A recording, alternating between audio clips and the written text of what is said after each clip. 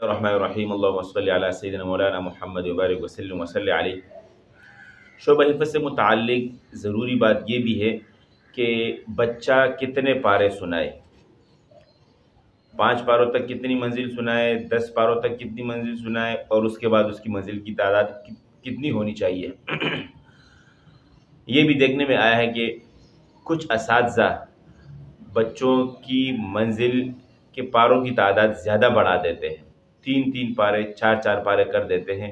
وہاں ان کو دشواری کیا پیش آتی ہے کہ بچوں کی زبان خراب ہو جاتی ہے، بہت زیادہ تیز پڑھنے لگتے ہیں۔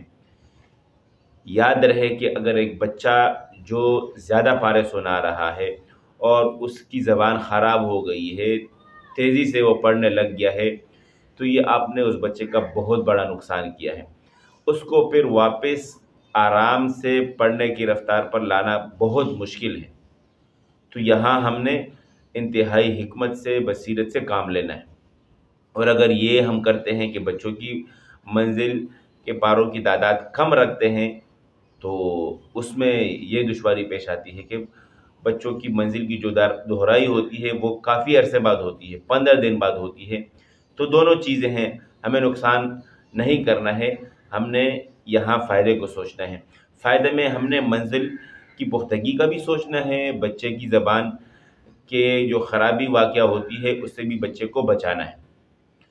اب کتنی منزل ہونی چاہیے؟ آپ جب بھی بچوں کو پڑھائے، جب تک اس کے 5 پارے نہیں ہوتے ہیں تب تک آپ نے بچوں کی 1 پارہ منزل رکھنی ہے۔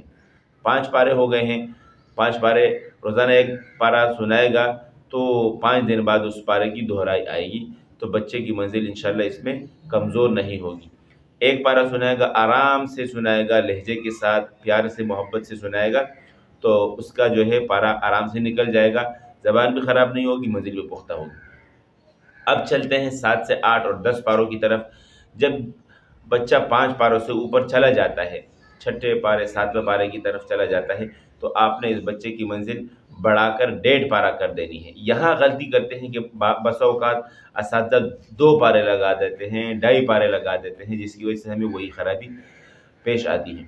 اب جب 10 پارے ہو گئے تو 10 پارے 2 پارے کر کے ہم اگر منزل لگاتے ہیں، 1.5 پارہ کر کے اگر ہم منزل لگاتے ہیں تو 1.5 3، 2 دن میں 3 پارے، 4 دن میں 6 پارے، اور 6 دن میں 9 پارے، آرام سے اس کی 6 دن میں منزل نکل جائے گی۔ اب 10 پارے پورے ہو جانے کے بعد جب بچہ 12 سے 15 پاروں کی طرف جاتا ہے، اس وقت بھی یہاں ہم نے دیکھنا ہوتا ہے، اس بچے کی منزل کو بھی پختہ رکھنا ہے، ساتھ میں اس کی زبان کا بھی ہم نے خیال رکھنا ہے۔ تو لہٰذا 15 پارہ جب ہو جائے بچے کی تو آپ نے اس وقت بچے کی 2 پارے منزل لگا دینی ہے، اس سے زیادہ نہیں ہو۔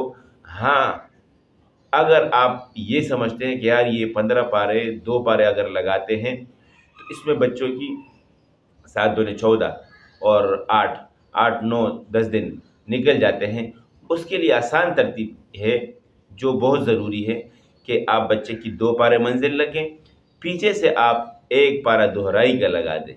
جو سنانے والا نہیں ہوگا فقط وہ بچہ اس کو یاد کرے گا، کل آپ نے اس میں جائزہ لینا ہے۔